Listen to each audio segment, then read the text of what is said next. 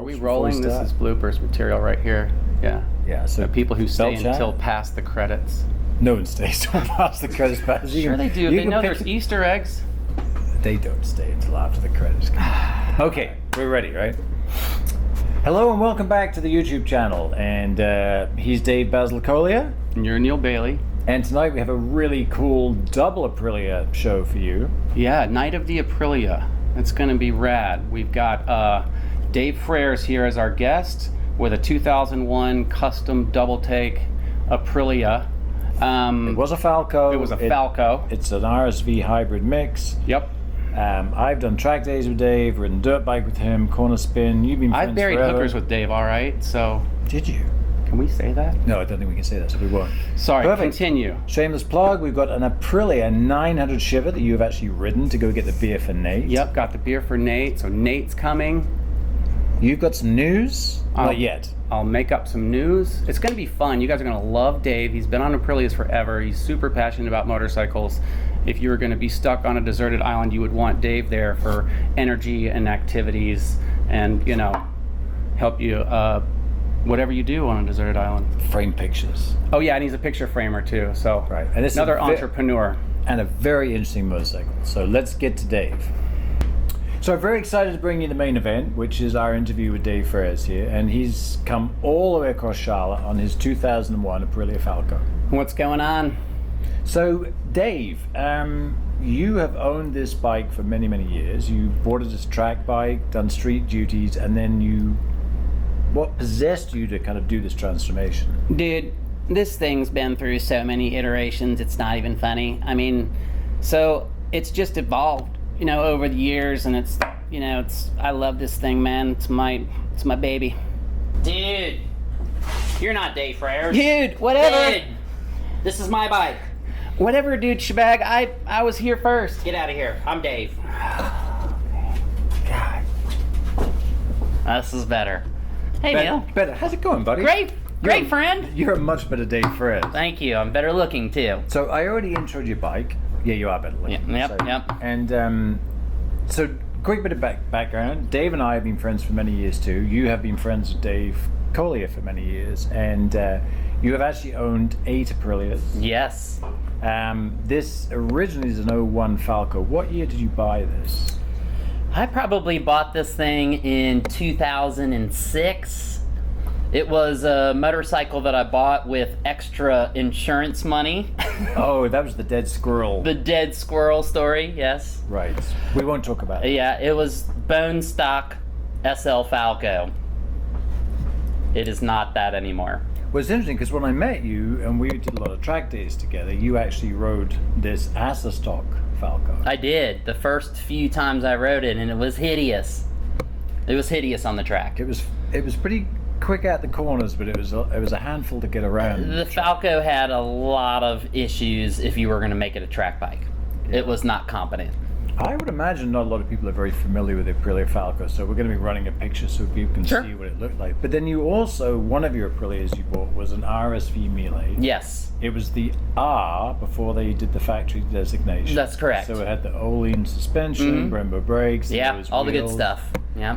So you actually had them both at the same time. I had them both at the same time. The Falco was a track bike only, and you know, obviously that became like a big giant mistake when you've got a RSV Mille laying around.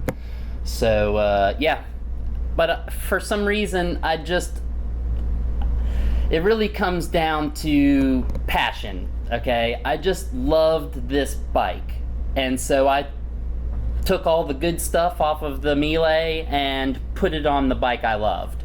And now at the track, it's ridiculous. It eats tires. It Just eats a lot them. of torque, huh? Tons of torque. I always felt like the Mille, you sat on top of it like a grasshopper. You know, it just didn't suit my style. That's a grasshopper impersonation. Yeah. You go like this. Just in case anyone was wondering what that was. Yeah. You sit like really high on top of it. When you leaned into corners, it was like for days you kept going. But this bike is different. You sit in it. You're kind of down more in it, and it suits me better. You know, it might not be for everyone, but it's. If I turned into a motorcycle, this would be it. So basically, you took the best parts off the RSV, put the stock Falco stuff on, sold the RSV kind Yep. of like a stock bike. Yep. But you didn't I stop. call it a swindle. I swindled them. Did they? It was a Mille R with Falco parts on it. Did you like cross the R off? No, I didn't. I think it was scratched off when I crashed it with the squirrel thing. Ah. So, but you didn't stop there. So, I mean, you forks, wheels. Honestly, suspension. the Falco really had so much going for it. Okay, that I wanted to bring it into a more modern look. So back then in 2001, everything kind of had like that giant badonkadonk. So I really slimmed it up a ton. I took a lot off of it. I actually hacksawed several pieces off of this thing. I mean, imagine an Italian motorcycle, and I'm like hacksawing pieces off of it. It's hilarious. And then, you know, just kind of like had that vision of what it could be. And there's a lot to unpack. So you cut the seat and slimmed it down. Yep. For the first thing I did was I took everything was mounted outside the frame. So it all had to be relocated inside the frame. So that takes a lot of time to make things fit and still function. And then literally, I'm not an expert at body work, but I literally just hacked things off and remade it myself. So that's not original windscreen, not original lights. Not even close. If you put two side by side, you would really have a hard time realizing what you're looking at. Gas tank stock? Gas tank is the same. Okay, because it really looks different to the Falco, I guess because of the new fairing. Levers and controls, triple clamps. Most of all that came from the Mille R. Really are. So I kept everything that was good, you know, about the Mille R and put it on here. And I also did the same motor modification that the Mille R had, and that was changing the cam, which made it a lot more powerful. Gotcha. Now, that is by nowhere near a stock Leo Vinci exhaust system. No, I took them to a machine shop, and they literally, with my instruction, hacked it in half and then reattached the end on it. So I'm a huge MotoGP fan, and literally the inspiration for that was the old MotoGP exhausts that literally were just like this big. So yeah, that was that. Loud? This thing sounds like a super angry hot rod. It's ridiculously loud. You hear it coming. Neighbors love you. But it's like literally the best thing about it, because it just has that sound that V-twin, that angry Italian V-twin has, and it's got it all. Rear sets, frame sliders. Rear sets, yep. They got slid with the squirrel crash, and this bike really is a hammer. I don't baby it. I ride the doo-doo out of it. This whole COVID thing, honestly, has been wonderful for motorcycling because there's less people on the road. And you can really just kind of like go out at 8 o'clock in the morning with zero traffic, and you can hit anything hard. Literally hard. Now, do you still track the bike? I do. I'm going this Monday for the Ducati event held by Corner Speed. Aaron Stevens, a great friend of mine, and that event is amazing. They do it at Virginia International Raceway. Lots of Ducatis and Italian bikes. It's just a wonderful event. I love going there. My kids like going. And it's just a cool place to be. It's beautiful. It's like, feels like you're in like Italy or something. This is good stuff. So, Dave, so you had this vision. Who put the paint on? Who did the design? Because this is rather unique. And tell us, there's a bit of a story here, right? Yeah, truthfully, I got the color inspiration from a FJ Cruiser. That is the cement gray. I wanted it to be, fairly neutral. It had the Oz wheels, which are gold, which is kind of an unusual color for street bike wheels. I wanted it to kind of be kind of mellow. And then I gave it to Dave Collier, the other dude, and I gave him. Collier, right? I love him. I am him. But I gave him creative license to do the color. I mean, I wanted it to look like an Aprilia. Obviously, they have their own look. Most bikes have their own, their own look. But it had to look like an Aprilia. But I think he did a really great job. I couldn't ask for anything better. Well, I got to tell you, Dave, I mean, I think this is a very unique Italian bike. I've seen this thing. I've chased it around the racetrack many, many times in its other iteration before. I was very impressed when I saw it outside your shop a few months ago. I actually posted a bunch of stuff on social media that people really liked, and I said, we've got to get this bike on the show because this is really a truly backyard mechanic or shade tree mechanic job. You did all this at home, you did most of it yourself. This is not... Have you ever done fiberglass work? I have not. It's hideous. It smells good. It's awful. And it just when you think you're close, you go and spend another weekend on it. It's really difficult. Right, and if you actually ever saw him and heard him talk before the fiberglass, it might put you off from trying it. Dude. Right? Is that the fiberglass that did that? It didn't. But it is very cool. Marriage did that.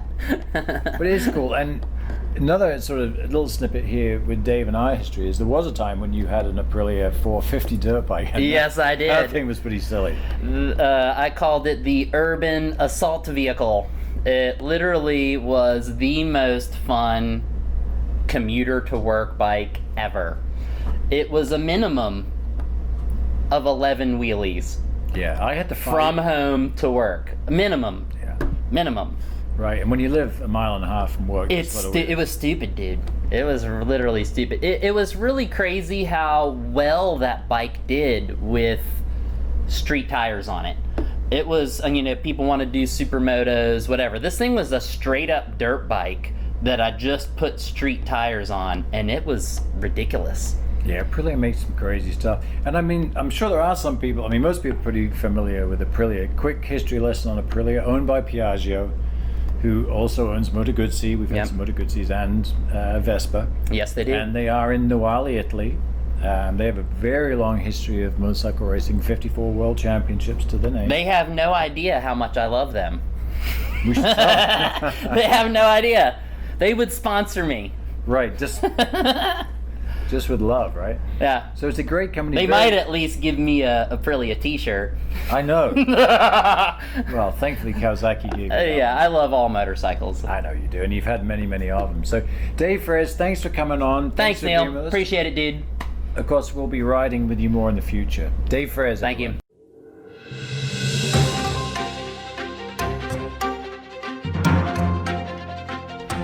Hello, and welcome to the news. I'm David Basil Collier, and this is episode 6. And tonight, something a little different. We're going to talk about movies, but not just any movie. Movies with motorcycles in them, baby. I wanted to distill it down to something simple, like movies with motorcycles in them. Starting off with Chips, a remake of the popular 80s television show. A lot of dick and fart jokes, all right? Make sure the kids aren't hiding behind the couch collecting the material, but also a lot of really badass technical driving on some Ducati Super Motards. And Neale's recommendation, surprisingly wholesome for a recommendation from Neale. It might even be PG-13. The World's Fastest Indian. Okay? Pretty darn good. Old Hannibal Lecter is quite likable in this one. A lot of beautiful Bonneville Salt Flat scenery. It'll make you want to get your first flight to Bonneville Salt Flats and rip it up. But a really fun, heartwarming story with some pretty badass motorcycle scenes. Little known, cameos from the 80s, First Blood, right? Stallone running from the cops from a carjacked XT500, I believe it was, finishing the scene by ramming it up a hill and running off into the woods. That's one you might not have seen, or at least our millennial watchers. Tron, right? Okay, Tron. But if you didn't want a Ducati Sport Classic before you watched Tron, when he's flying through the neighborhood in the city, listening to synthy music, you want one now. Even Dwarves Started Small, okay? This is a 70s movie by Werner Herzog. If I'm not mistaken, it's been banned in a few countries. Google it. There's kind of like one scene with a motorcycle in it, but worth your time. Rumblefish, Mickey Rourke rams his bike into another dude to end a street fight with his brother. I mean, come on. Lost Boys, all right? All you need to see is Kiefer Sutherland on a dirt bike, and you know you're gonna win that sweaty saxophonist's heart. I meant Jamie Gertz. And I think that's about it. You know, go out there, check out some of these films. If you forget some of these, just watch the episode again, and give it a shot. I think you'll enjoy it. Good night. Good evening. I'm Nate, Tutopia Cycles, and this is Get Off My Lawn. The last couple weeks, we've been discussing customer issues and how some of you folks do things, and I'm hoping I'm shedding some light on this, this industry we love, motorcycling. But tonight I want to do something a little different, something that I've been trying to get the courage up to do. I'd have a little inspiration tonight. I'm going to pick on the manufacturers for a minute, because sometimes the customer doesn't have the help that they need. Okay? Let me pick something simple that's really been bugging me lately. Okay? What happened to a seat latch that you put a key into? Now you have this keyless wad of something that you put in your pocket, hope it's close enough and the battery is charged so that the vehicle starts. Sorry, there's a dog pecker gnat. What's wrong with just a regular key? That's all we really want. The manufacturers nowadays, they can't be bothered by having a key lock cylinder in their precious design. Oh, you can't see it, so they've got to hide it somewhere up underneath, hide it under the tag. Seriously, you're in a helmet and gloves, your friends are trying to leave, they're all making fun of you, and you forgot your sunglasses under the seat. So what do? It's awful. Put a lock cylinder with something that says lock on it. It's not really that big of a deal, man. You know what I mean? But of course, Jacques the designer can't be bothered by putting, you know what I'm saying? Here's what the manufacturer should do, is they should take Jacques out there in 80-degree weather, put a welding helmet on him and some mittens, and see how long it takes him before he starts sweating into his Gucci shoes. Okay? Then if it doesn't pass that test, make something that's usable. Okay? That's all we're really asking for. You can make it look good, but useful. Okay? There's a fine line between form and function and function and form. Get off my lawn. We're now going to do a shameless plug. So Basil, tell us, what are we shameless plugging tonight? We have a 2020 Shiver 900 Aprilia. I got to take a little spin on it, and the first word that came to mind was buttery. Super, super buttery, smooth. That's my technical term. Big kind of looking bike. The front end has a big bull kind of head to it, but it feels pretty nimble. It feels pretty light once you're on it. Rad little smartphone looking, full display, which is kind of probably going to be the new norm, right, for 2020 forward. Very, very sophisticated looking when it fires up, with all of the rev counters and sort of checks and balances, and tells you what traction control mode you're in, Right, 3 different riding modes. Rain, tour, and sport. Okay. And then there's actually 3 traction control modes as well.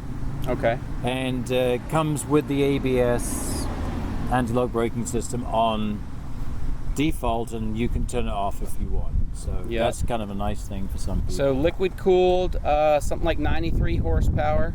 At the brochure. Uh-huh. So real world, I don't know, it feels 80s maybe at the rear wheel, 70s. It's a solid mid-range bike. It's not big top-end power. Right. Lots and lots of grunt in the mid-range. Yeah, and it's not necessarily all that loud, but when you get on it or when you're gearing down, it gets real throaty. Like it's got a really nice kind of throaty, mean note to it. I think stylistically, it's a very sharp looking bike, don't you? Yeah, it is. It's got a nice kind of versatile look to it. Like it's man enough to be a highway star, but truly nimble enough for around town, you know? Yeah, comfortable too. I mean, the pegs aren't too high, bars aren't too low. Mirrors are great. You can see plenty behind you. You can, yeah. So really versatile like that. And we got this from T, right? We did. T's Eurocycles. It's the component of Team Charlotte here in Charlotte, our big dealer. T's our good buddy. If you have been obviously watching the show since the start, you will know that T had come on, I think 2 or 3 episodes ago. Bought his Moto Guzzi V8 85 TT. A lot of really nice touches. Inverted 43mm forks, 320mm discs, nothing too radical there, 4-piston bromers. Good strong brakes. Yep. Adjustable suspension on both ends for preload and rebound, so you've got some latitude if you're adding a passenger or you weigh. We're probably more similar in weight, but different people can change that up, which I like. I would do some changes for carrying. I had a passenger on the back and it's sprung a little tight when you've got a passenger at the moment. I'd like to calm that down a bit for when you're hitting bumps, but for one-up riding it's great. Headlight does a pretty good job at night actually. I'm pretty impressed with that. Turn signals are light and bright, levers are easy to use. And I think you blended well with it very quickly, didn't you? Yeah, I mean, I would love to get more time on it. I'd love to get it up in the mountains and get to know it a little better, but first impressions, really, really dug it. Beautiful. Well, that's our shameless plug tonight. It's the 2020 Aprilia Shiva 900. On loan to us from T at T's Eurocycles. And I think all around a couple of thumbs up, hey Baz? Couple of thumbs up. But this is kind of like one of those terrorist or hostage videos where it's like, this is the proof of life video that we're all here. Oh, right, yeah. Because Nate's never normally here. He just like makes it all up at home. Yeah. But this actually proves that we're all here at the same time. Mm-hmm. So, what a We're great... not CGI, we're real. What a great episode, guys. Yeah. I feel like you're a prisoner. Yeah, we're like your overprotective Jesus. boyfriends. But epic episode. Dude, we had Frers. We did. Best What an dude awesome ever. Aprilia he had. Yeah. Now, coming from you, Nate, I think that's very high praise. That really is a cool It was motorcycle. very cool. Yep. Another cool Aprilia. Yeah, you like this, don't you? I do. It has a good TFT dash, not one that's hard to see and it's too buzzy. And it has a key. It has a freaking key that you can get to right here. Boom. And you can get to your seat. There's not a lot of storage under it, but I mean, you could probably put a there's- cigarette paper under that. maybe. Right. You totally But, I could. mean, there's a lot of stuff going on nowadays with ABS and stuff. Right. Wear a backpack, and Kriega and some other folks that we know, they supply that stuff. So But what a great episode, guys. yeah, Yep, good stuff. Hope you enjoyed it. Episode 6 in the can. Please subscribe. Please. Keep Nate and Miller light. Let's get some teamsmanship. Let's get some fucking teamsmanship. COVID On the touch. count of 3, dude. 1, 2, 3, dude. Right, that was horrible.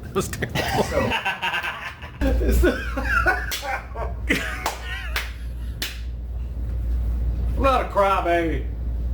So, to our favorite part, and if you can't hear it, it's because a bus just went past right when we started. Okay, we have a red light there. Close the gate so that you don't hear the cars.